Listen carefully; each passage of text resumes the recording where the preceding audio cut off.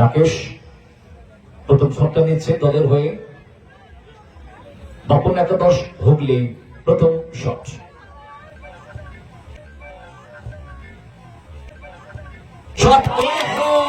এটা ভাগ্য তৈরি হয়ে গেল। গড়ে শট নিচ্ছে।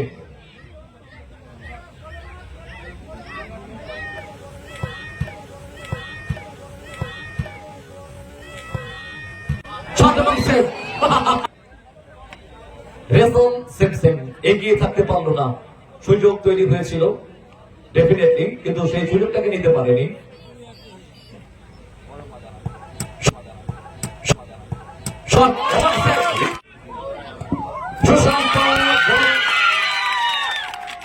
কোন রকম সুযোগ দেয়নি গোলরক্ষক।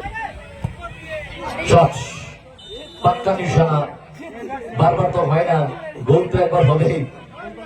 এখান থেকে শট।